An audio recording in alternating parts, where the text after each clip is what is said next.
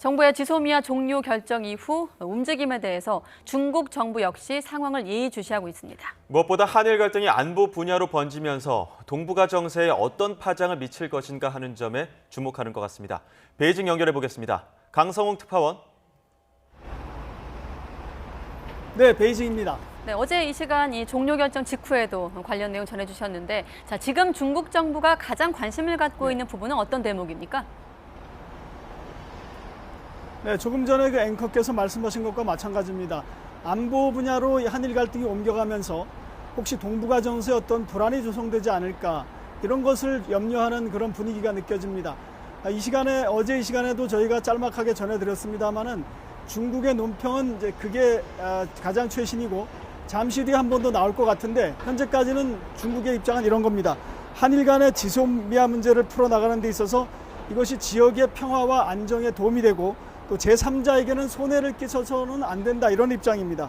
아마 지소미아의 종료 이후에 취해질 가능성이 있는 일본의 어떤 새로운 조치나 미국의 어떤 중재, 이런 것들이 동북아시아의 어떤 안보 정세 변화로 오지 않을까, 그리고 그것이 중국의 어떤 불리한 여건으로 연결되지 않을까 하는 것을 염려하는 것 같습니다.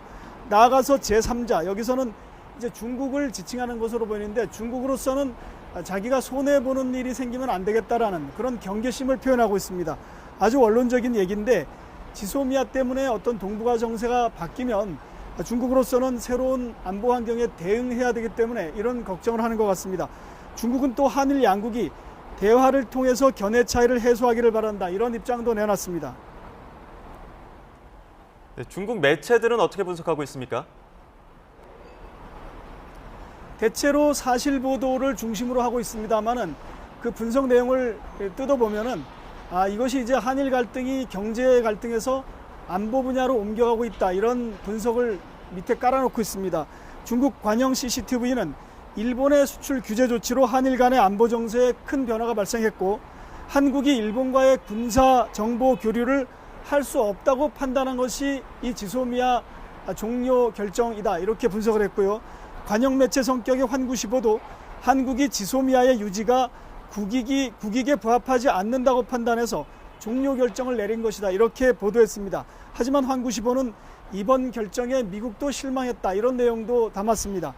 중국 사회과학원이 운영하는 인터넷 매체가 있는데, 여기를 보면은 미국과 일본의 반대에도 불구하고 한국이 지소미아 종료 결정을 내림으로써 한미일 안보 협력에 틈이 생겼다, 이런 기사가 올라와 있습니다. 또 인터넷 매체인 신랑망이라는 매체는 관련 소식을 전하면서 한국 내에서 지소미아 종료에 대해서 여야 간의 평가가 크게 엇갈리고 있다, 이런 부분을 소개했습니다. 또 앞으로 미국이 한국을 압박할 수도 있다, 설득하기 위해서 압박할 수도 있다, 이런 전망을 내놓은 매체도 있습니다. 지금까지 베이징에서 YTN 강성웅입니다.